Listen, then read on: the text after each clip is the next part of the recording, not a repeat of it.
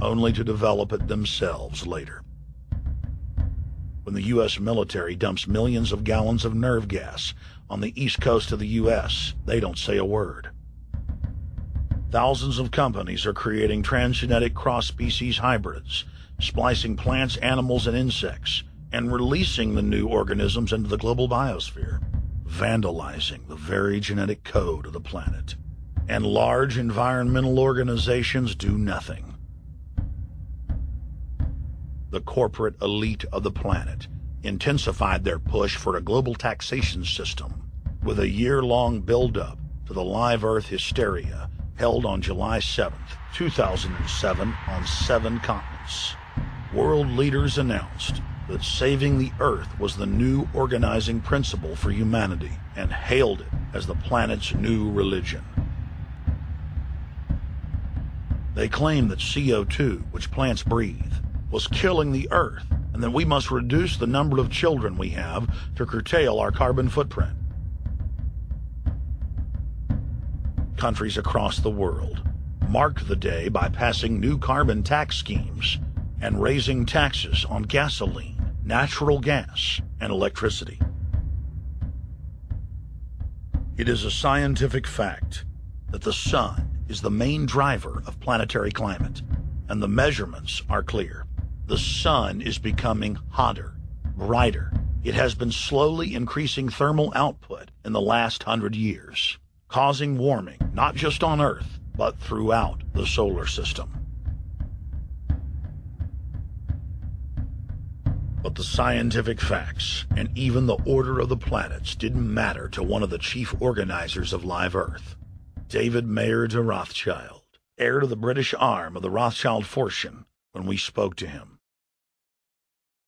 When I called Rothschild on the order of the planets, he just laughed, thinking the audience wouldn't get it. He continued to count on the population's ignorance and claimed that the global warming lobby has nothing to do with carbon taxes. I guess he hadn't spoken with his good personal friend, Al Gore. Global warming, the time for debate is over. I think what you have to realize is that being environmentally sensitive and making money aren't mutually exclusive. There's a lot of money to be made in addressing this issue. But you guys are gobbling up all the world's concern to just simply line your pockets and make kids read your book in schools and do all this. It's a business, just like you said, Rothschild. It's not. Do you think I make any money out of this? It's the same thing. It's the same thing your your money-changing ancestors did. They're in Germany, Red Shield, and I'm calling you out, Red Shield. We know it's a scam. A pollution-based tax system, principally CO2. We're causing it mainly, vast majority of it. The consequences are bad and will be catastrophic unless we act. The polar ice caps of Mars are receding at several miles a year, much faster than ours, and that the moons of Saturn and Jupiter are melting. In fact, several of their moons were ice and are now liquid seas. Now, how are SUVs causing that, David Rothschild? That's because those planets are closer to the sun, my friend. No, Jupiter and Saturn are not closer to the sun. Neither is Mars. Yes, sir. I think you'll find, right, that the very simple matter, and what I wanted to say, and this is my final point, forget your taxation theory, because actually it's not taxation. Put a price on the carbon. A tax is the best way. Cap and trade can also do it. If there were a carbon-based tax, would there be a need for an economy-wide cap and trade system? They are not either or. We can do both. I am in favor of both.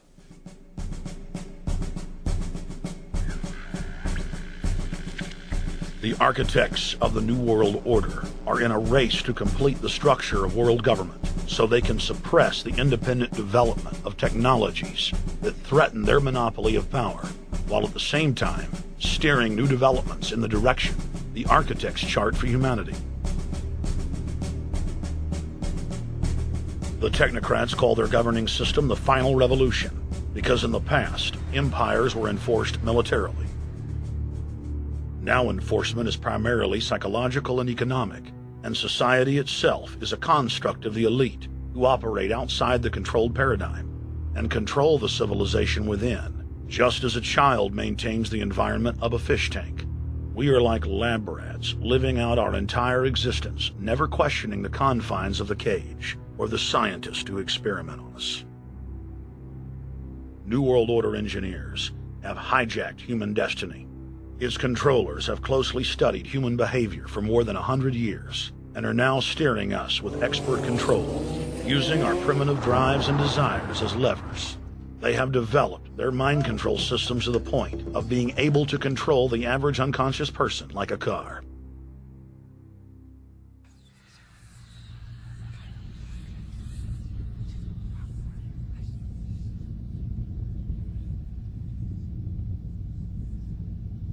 Eugenics dominated the 20th century. Its ruthless spirit has now metastasized into the fields of genetics, nanotech, and robotics. But that's not surprising. From their inception, all three disciplines have been dominated by eugenicists. The billionaire founder of Sun Microsystems, Bill Joy, courageously went public in 2000 to warn of a cancerous consensus among the technocratic elite that at best humanity would be completely enslaved by the year 2030, and at worst, mass extermination of everyone but the elite would take place. A who's who of the techno-elite are members of what is known as the transhumanist or post-humanist movement. Many of its adherents see only the beneficial aspects of technology's exponential rise, like bringing sight to the blind, sound to the deaf, and longer life for all. But what many of them don't know is that master eugenicist Julian Huxley founded transhumanism, and that society's controllers openly admit that the new system is designed to progress into absolute tyranny.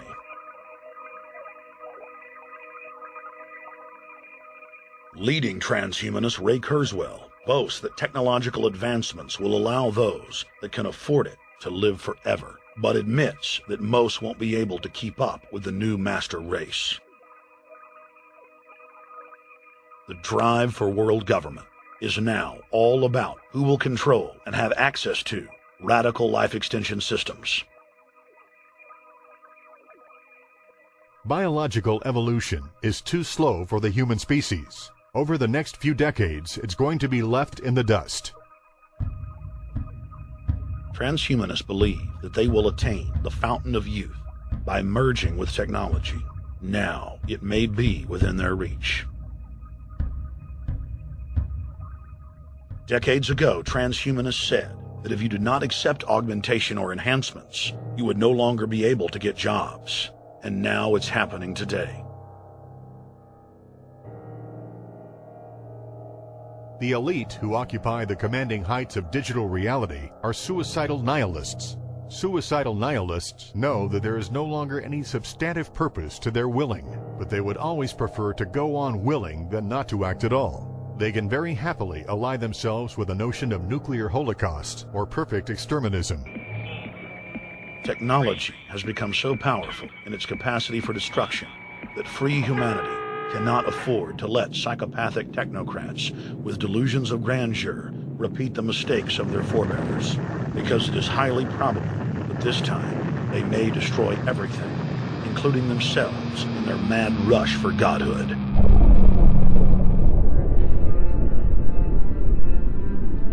In this film, we have chronicled the Overlord's bloody orgy of experimentation, which already claimed the lives of more than 150 million people in the 20th century.